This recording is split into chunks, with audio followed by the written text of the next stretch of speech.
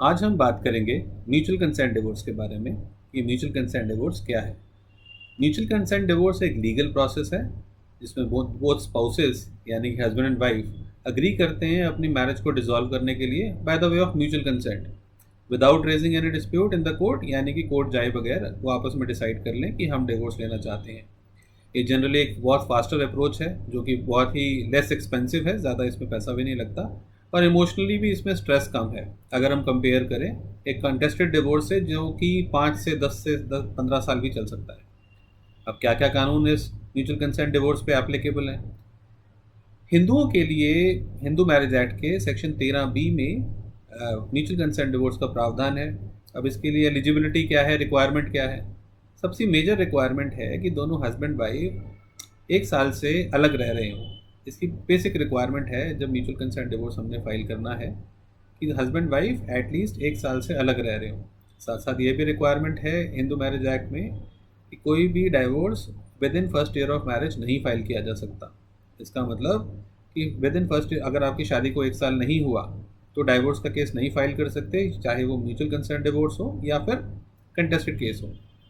अब क्योंकि 1 साल का सेपरेशन रिक्वायर्ड है म्यूचुअल कंसेंट डिवोर्स फाइल करने के लिए, तो जिन लोगों की शादी को ही 1 साल नहीं हुआ उनका म्यूचुअल कंसेंट डिवोर्स नहीं फाइल हो सकता, क्योंकि यहाँ दो रिक्वायरमेंट्स हैं।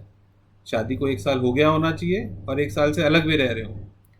तो मान लीजिए, फ़र्ज़ कीजिए कि अगर कोई शादी के 15 दिन बाद ही अलग हो गया, उनकी इनकम्पैटिबिलिटी की वजह से उनकी शादी नहीं चली, तो वो एक एक साल 1 महीने के बाद उनका दोनों कंडीशंस पूरी हो जाती हैं कि 1 साल से अलग भी रह रहे हैं और शादी को 1 साल भी हो गया।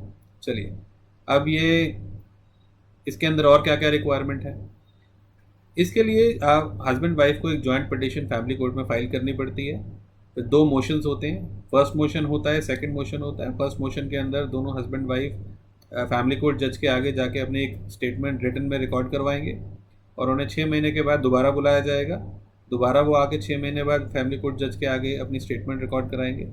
इन दोनों ही स्टेटमेंट्स में वो फैमिली कोर्ट जज हस्बैंड वाइफ से पूछते हैं कि क्या आप डाइवोर्स लेना चाहते हैं, कोई प्रेशर तो नहीं, अपनी मर्ज़ी से ले रहे हैं।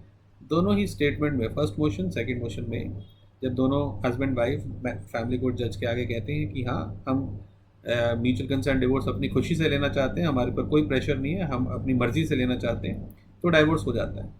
यूजुअली ये फर्स्ट मोशन और सेकंड मोशन के बीच में 6 महीने का समय होता है। अब अगला सवाल ये आता है, क्या ये 6 महीने का जो समय है, क्या ये वेव ऑफ किया जा सकता है? क्या हम 1 महीने में तलाक ले सकते हैं?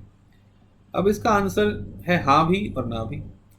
अगर ये 6 महीने का समय जो है वेव ऑफ करना है, इसके लिए एक प्री रिक्वायरमेंट आ जाती है कि हस्बैंड वाइफ दोनों 18 महीने से अलग रह रहे हों on the date of filing of the case, यानी कि जिस दिन आपने केस फाइल किया उससे 18 महीने से आप अलग रह रहे हो, यानी शादी को भी 18 महीने से ज़्यादा हो गए होने चाहिए, तब ये प्री कंडीशन है, ये पूरी होगी।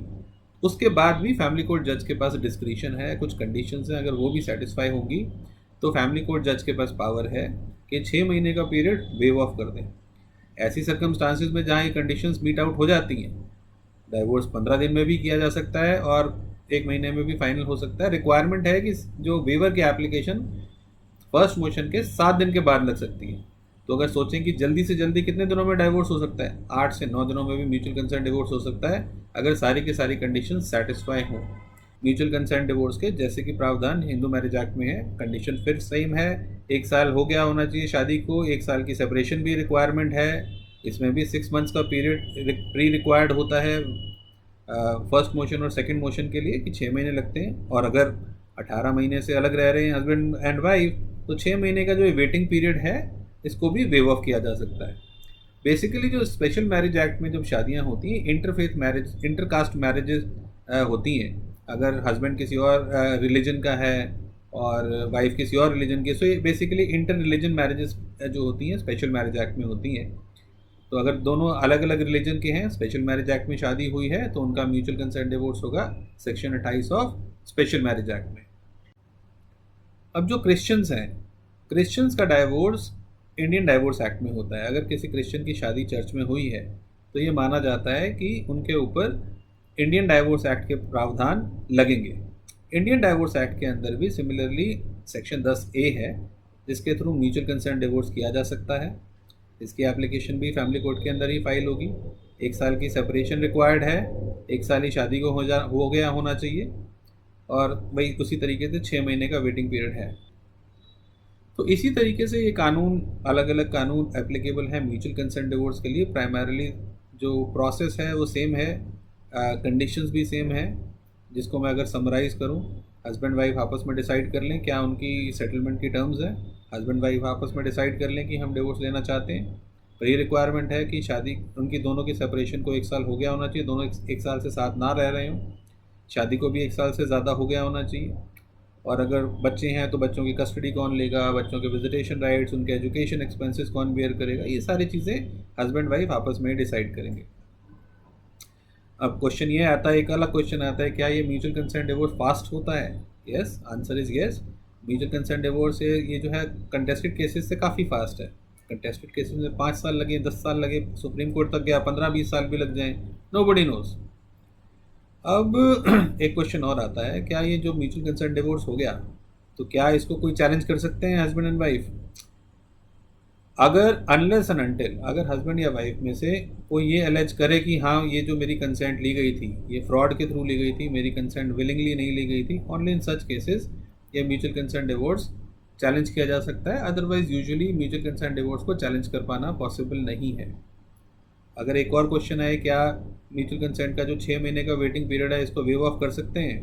ये मैंने पहले ही आंसर कर दिया, यस। अगर सर्टेन कंडीशन सेटिस्फाई होंगी तो वेवर पॉसिबल है। एक पहली प्री कंडीशन क्या है कि हस्बैंड वाइफ दोनों 18 महीने से अलग रह रहे हों। उसके बाद ये फर्स्ट प्री कंडीशन है। अब एक और क्वेश्चन आता है कि ये जो अलग रहना है ये कैसे अलग होना चाहिए? क्या अलग अलग घरों में रह रहे हों या एक ही घर में रह के भी अलग रह सकते हैं? इस पर भी सुप्रीम कोर्ट की एक जजमेंट है। सुप्रीम कोर्ट ने क्लैरिफाई किया, अगर हस्बैंड एंड वाइफ एक घर में पर अलग अलग कमरों में रह रहे हैं तो उसे भी सेपरेशन ही माना जाएगा।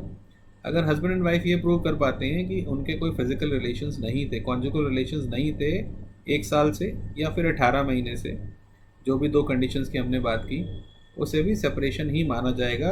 अगर वो एक ही घर में बच्चों की वजह से एक ही छत के नीचे रह रहे हैं बट अलग अलग रह रहे हैं, अलग अलग कमरों में रह रहे हैं, या उनके कोई फिजिकल रिलेशन या कॉन्जुगल रिलेशन नहीं है, उन्हें भी सेपरेशन माना जा सकता है।